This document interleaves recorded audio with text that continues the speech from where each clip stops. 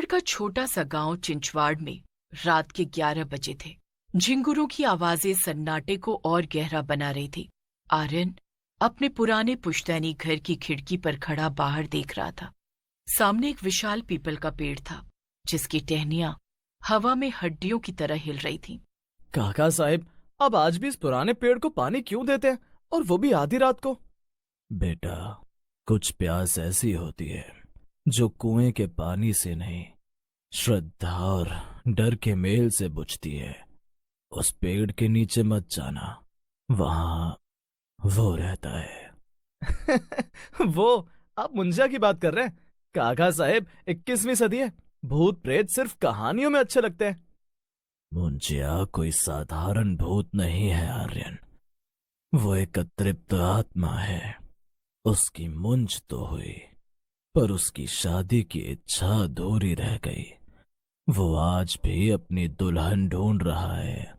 अगली रात आर्यन के दोस्तों ने उसे चुनौती दी। सभी ने उसे मना किया, लेकिन आर्यन अपनी बहादुरी साबित करना चाहता था। वो हाथ में टॉर्च लेकर उस पीपल के पेड़ की ओर बढ़ गया। आर्यन, मत जाओ। बड़े बूढ़े कहते हैं कि अगर मुंजिया ने तुम्हें देख लिया तो वो तुम्हारे कंधे पर बैठ जाएगा और कभी भी नहीं उतरेगा। देखें तो सही, तुम्हारा मुंजिया मेरा क्या बिगाड़ता है? जैसे ही आर्यन पेड़ के पास पहुंचा, हवा अचानक ठंडी हो गई। वहां की खुशबू बदल गई। सड़े हुए फूलों और पुरानी राख जैसी महक आने लगी। अचानक पेड़ के ऊपर से एक अजीब सी खिलखिलाहट सुनाई दी। आ गया, तू आ गया। आर्यन ठिठक गया। उसकी टॉर्च की रोशनी पीपल की एक मोटी टहनी पर पड़ी। वहां एक लड़का बैठा था। मुंजिया पेड़ से नीचे कूदा। क्या तुम मुझे अपनी बहन से मिलवाओगे? मुझे दुल्हन चाहिए, मुझे फेरे लेने हैं। तुम सच में हो? मैं सच में हूँ। मैं वो भूख हूँ जो मरती नहीं। मैं वो मंत्र हूँ जो अधूरा छूट गया। मुंजिया की आवाज अचानक भारी हो गई। आर्यन पीछे मुड़ा और जान बचाकर घर की ओर भागा। उसे ऐसा महसूस हो रहा था जैसे कोई अदृश्य शक्ति उसके गले को दबोच रही है। आर्यन घर के अंदर घुसा और दरवाजा पटक कर बंद कर दिया। क्या हुआ आर्यन? तुम्हारा चेहरा सफेद क्यों पड़ गया? वो है, उसने मुझसे सही के बारे में पूछा।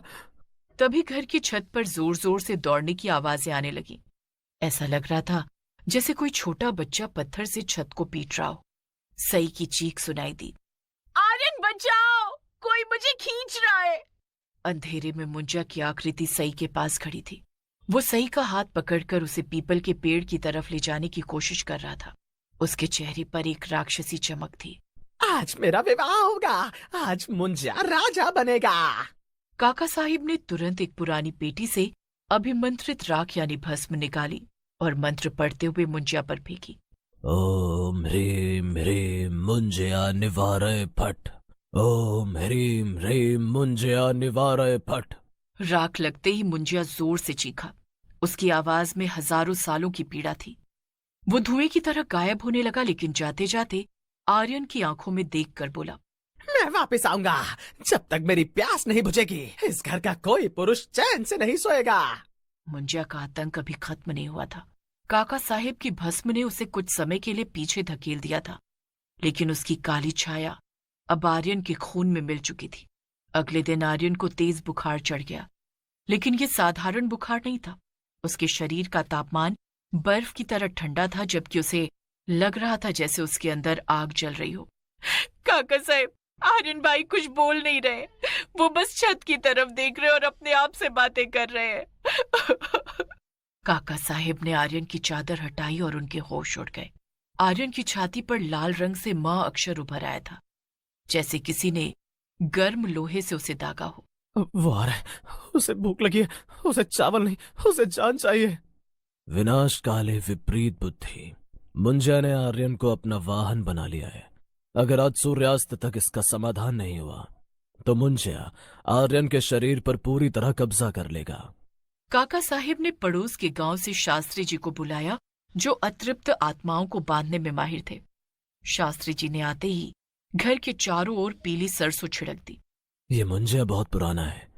इसकी जड़ें उस पीपल के पेड़ की गहराई तक नहीं, बल्कि इस परिवार के किसी पुराने पाप से जुड़ी हैं। काका साहब, सच बताइए, ये मुंजिया कौन है? ये मेरे परदादा का छोटा भाई था। 12 साल की उम्र में जनेऊ होने के बाद विवाह की जिद में उसने कुएं में छलांग लगा दी थी। तब से वो इसी घर की खुशियों का दुश्मन बना हो। शास्त्री जी ने तय किया कि मुंजिया को उसी पीपल के पेड़ के पास बुलाकर केलित करना होगा। आधी रात को आर्यन को जंजीरों से बांधकर उस पेड़ के नीचे ले जाया गया।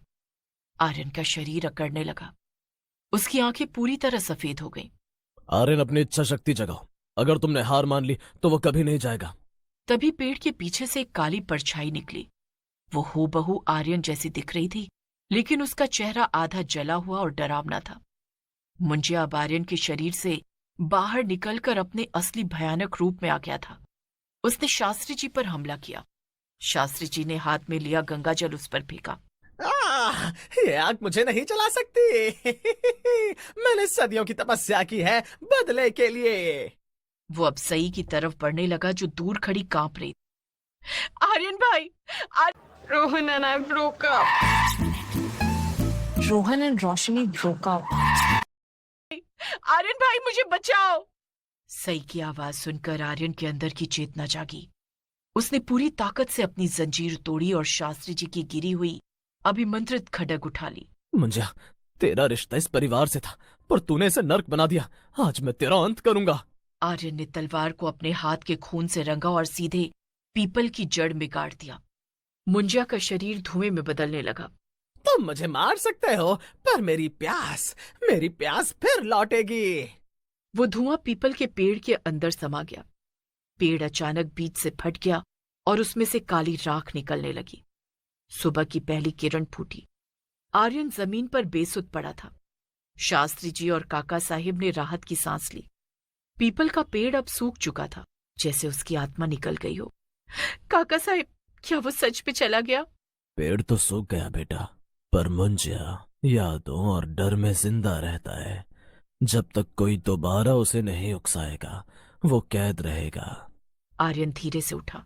उसने अपने हाथ की तरफ देखा। वहां का काला निशान मिट चुका था।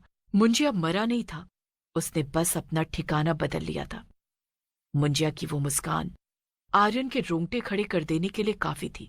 कहानी अब उस मोड़ पर पहुंच गई थी जहां डर और हकीकत के बीच की दीवार पूरी तरह टूट चुकी थी। पीपल का पेड़ सूख चुका था, लेकिन घर के अंदर का माहौल और भी भारी हो गया था। आर्यन अब पहले जैसा नहीं रहा। वो घंटों आईने के सामने खड़ा रहता और खुद से बातें करता। आर्यन भाई, आप आईने में देखकर किसे हाँ कह रहे हैं? वहां तो कोई नहीं है। वो मुझसे पूछ रहा है सही कि क्या मुझे उसकी शादी का न्योता मिला। वो कह रहा है कि असली खेल तो अब शुरू होगा। सई ने देखा कि आईने में आर्यन का अक्स हिल नहीं रहा था। आईने वाला आर्यन स्थिर खड़ा होकर सई को घूर रहा था और उसके होठों पर वही शैतानी मुस्कान थी। काका साहिब को समझ आ गया कि मुंजिया ने अपना डेरा पेड़ से हटाकर घर की पुरानी काल कोठरी में बना लिया है। वो कोठरी जो पिछले 100 सालों से बंद थी। उस रात घर के मंदिर की घंटियां अपने आप बजने लगीं। शास्त्री जी, जो अभी गांव में ही रुके थे, दौड़ते हुए आए। अनर्थ हो गया। मुंजिया ने घर की कुलदेवी की चौकी को दूषित कर दिया। वो अब घर के रक्षकों को ही खत्म कर रहा है। अचानक काल कोठरी का भारी लकड़ी का दरवाजा अपने आप खुल गया। अंदर से गूंजती हुई आवाज आई। आर्यन मेरे भाई, अंदर आ। यहाँ तेरी दुल्हन का जोड़ा रखा है।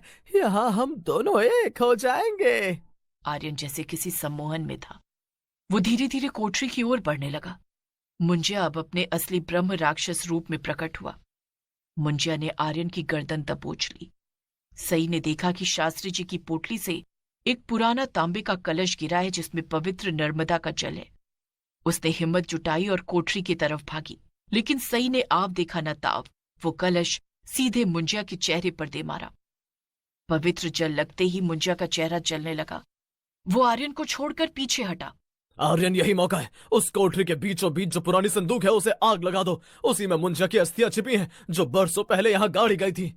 आर्यन ने पास पड़ी मशाल उठाई और पूरी ताकत से संदूक पर फेंक दिया। जैसे ही संदूक में आग लगी, पूरे घर में एक ऐसी चीख गूंजी जो इंसानी नहीं थी। मुंजिया का शरीर आग की लपटों में घिर गया।